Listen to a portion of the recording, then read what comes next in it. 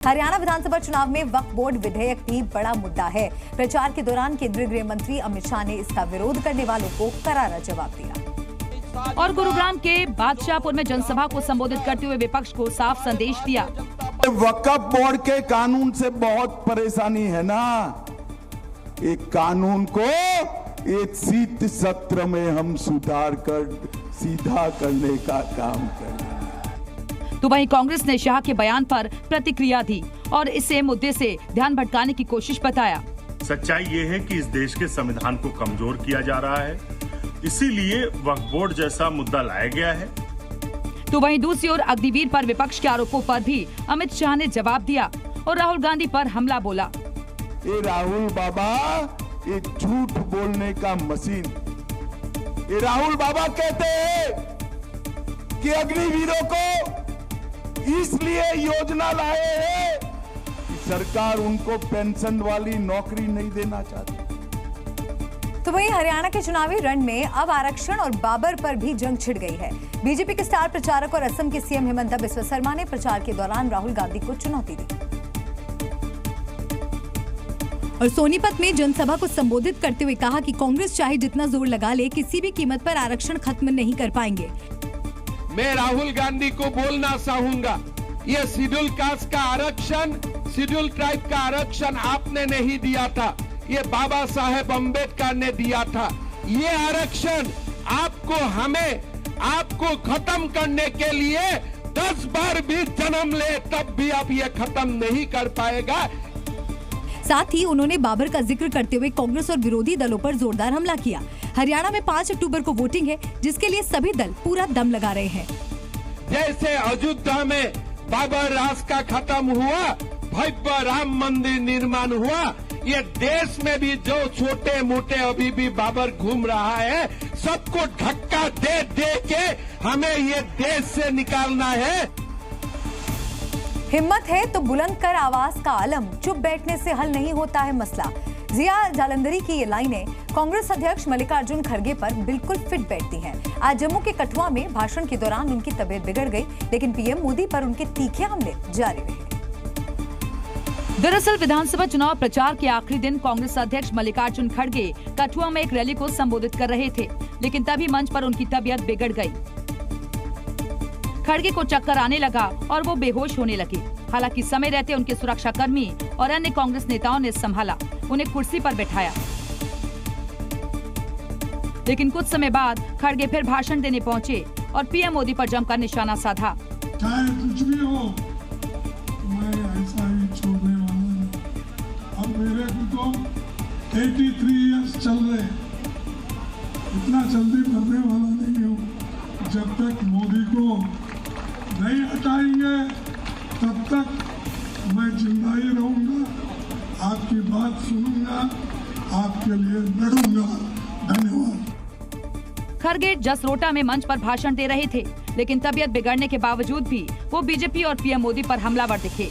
PM Modi पर निशाना साधते हुए खड़गे ने कहा कि प्रधानमंत्री यहां आकर युवाओं के भविष्य के लिए झूठे आंसू बहा रहे हैं। यूपी से अंदर की खबर है कि यूपी में लोकसभा चुनाव के दौरान कांग्रेस और समाजवादी पार्टी ने जो गठबंधन किया और जिसके नतीजे भी उम्मीद से बढ़कर मिले, लेकिन विधानसभा उपचुनाव से पहले दोनों का ये साथ छूट सकता है।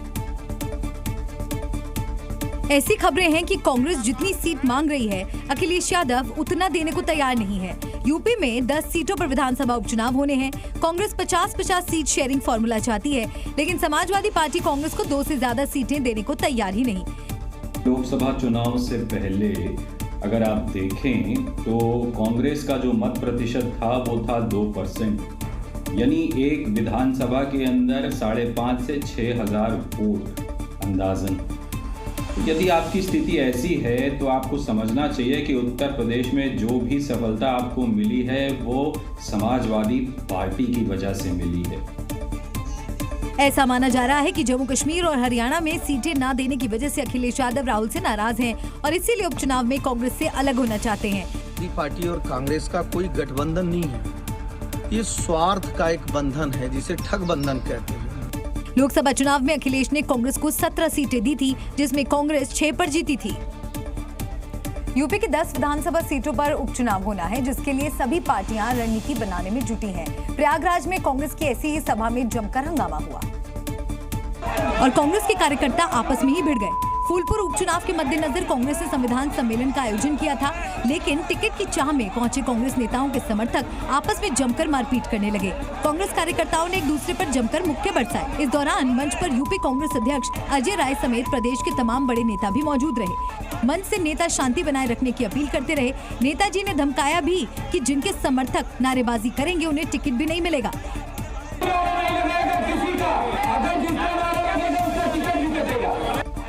लेकिन कार्यकर्ता उनकी बात अनसुनी कर आपस में भिड़ते रहे और घूंसे से एक दूसरे को मारते रहे। इस मारपीट को देखकर कांग्रेस नेताओं के पसीने छूट गए। अजय राय मंच पर बैठकर पसीना पोंछते नजर आए तो दूसरे कांग्रेस नेता भी स्थिति से असहज हो गए। आ बैल मुझे मार, ये कहावत आपने सुनी होगी। यूपी से सपा सांसद अफजाल अंसारी ने भी कुछ ऐसा ही किया। गांजे पर गजब ज्ञान देकर ऐसा फंसे कि उन पर एफआईआर हो गई। अफजाल अंसारी के खिलाफ यूपी के गाजीपुर में एफआईआर दर्ज की गई है। ये एफआईआर गाजीपुर कोतवाली में गोरा बाजार चौकी इंचार्ज ने दर्ज कराई है। उस समुदाय में आक्रोश पैदा था, भावनाएं कहीं न कहीं उनकी आहत होने की बात समझ में आई थी। इस पे समुचित धारा में अभियोग पंजीकृत किया गया है और विवेचनात्मक कार्रवाई हम। एफआईआर में अफजाल के उस बयान का जिक्र है जिसमें उन्होंने कहा कि बहुत सारे साधु संत महात्मा समाज के लोग गांजा को बड़े शौक से पीते हैं। जरा उनका पुराना बयान भी सुन लीजिए। हम कह रहे हैं कि अगर भगवान शंकर की वो बूटी और प्रसाद है, भांग को क्या समाज में किस तरह से तोड़ मरोड़ करके प्रस्तुत किया जाता है। लाखों करोड़ अभी कुंभ लगने जा रहा ना, एक आध मालगाड़ी भी अगर चली जाएगी गांजा की तो खत्म हो जाएगी, वो भी खत्म हो जाएगी। कानून बनाइए तो उसका सम्मान कीजिए। इस बयान के सामने आने के बाद से ही देश भर के साधु संत आक्रोशित हैं और उन्होंने अफजाल अंसारी पर कार्रवाई की मांग की थी। कानून अगर बनाना है तो 3 तलाक पर बनाइए, कानून अगर बनाना है तो हलाला पर बनाइए, अपने कौम की बात कीजिए। समस्त हिंदू समाज के विषय में बोलने की आवश्यकता नहीं है। यानी साधु संत अफजाल को हिंदू धर्म पर बयानबाजी के बजाय हलाला जैसी कुप्रथाओं पर काम करने की सलाह दे रहे हैं। जम्मू कश्मीर में 1 अक्टूबर को आखिरी चरण की वोटिंग है, लेकिन वोटिंग से पहले महबूबा मुफ्ती और उमर अब्दुल्ला की पार्टी हिजबुल्लाह के नाम पर आंसू बहा रही है। सवाल ये है कि क्या आखिरी चरण हिजबुल्लाह के नाम पर लड़ा जाएगा? क्या इन सियासी आंसुओं का चुनावी कनेक्शन है? क्योंकि इजराइल ने हिजबुल्लाह चीफ नसरल्लाह को क्या मार गिराया कि आधे कश्मीर में आंसू बहने लगे। सवाल ये है कि सियासी दल को सदमा क्यों लग रहा है। पहले उमर अब्दुल्ला का बयान सुनिए। जो कल हुआ उसके बाद ऐसा लगता है जैसे पूरे क्षेत्रों में अब जंग के बादल जो है नजर आ रहे हैं। हिंदुस्तान की हुकूमत को, हिंदुस्तान के वजीर आजम को, बाकी मुल्कों के लीडरान को इजराइल पर दबाव बनाए रख के वहाँ दोबारा अमन कायम करने की मुकम्मल कोशिश करनी चाहिए। नसरल्लाह की मौत पर आंसू बहाने वालों में महबूबा मुफ्ती का भी नाम शामिल है। उन्होंने ट्वीट कर लिखा, लेबनान और गाजा के शहीदों, खास तौर पर हसन नसरल्लाह के साथ एकजुटता दिखाने के लिए मैं रविवार को अपना अभियान रद्द कर रही हूँ। हम इस दुख की घड़ी में फिलिस्तीन और लेबनान के लोगों के साथ खड़े हैं। हालांकि महबूबा के इस फैसले को बीजेपी पीडीपी का रिलीजन कार्ड बता रही है। उसकी मौत पर महबूबा मुफ्ती को इतनी तकलीफ क्यों है? जब बांग्लादेश में हिंदुओं का कत्लेआम होता है तब इनकी आवाज बंद हो जाती है। सवाल ये है कि महबूबा और अब्दुल्ला क्या नसरल्लाह की मौत को चुनाव में भुनाने की कोशिश कर रहे हैं या फिर आतंकी की मौत पर आंसू बहाकर घाटी में कोई खेल खेल रहे हैं? अब सवाल ये है कि महबूबा मुफ्ती और उमर अब्दुल्ला ने किस रणनीति के तहत हिजबुल्लाह चीफ की मौत पर मातम बनाकर ये खेल खेला है, क्योंकि घाटी में इसका असर दिखने लगा है। नेताओं की खुलकर बयानबाजी के बाद बडगाम में विरोध मार्च निकाला गया। आतंकी आका के प्रति हमदर्दी दिखाने वाली की लंबी कतार रैली के रूप में निकली और विरोध के नाम पर आपत्तिजनक नारेबाजी भी की गई।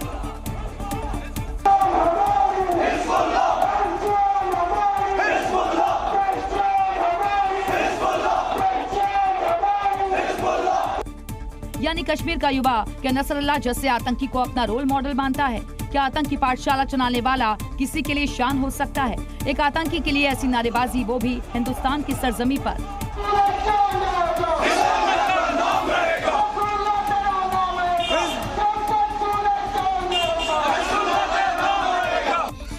और ये नारेबाजी महबूबा मुफ्ती, उमर अब्दुल्ला की पॉलिटिकल टिप्पणी के साइड इफेक्ट तो नहीं है। आप खेल देखिए, इस विरोध मार्च का चेहरा छोटे छोटे बच्चे और बच्चियों को बनाया गया, जिनसे आपत्तिजनक नारे लगवाए गए। सवाल ये है कि घाटी के युवाओं को इस तरह राह पर कौन लेकर आ रहा है? क्या ये सारी कवायद आखिरी चरण की वोटिंग को लेकर है?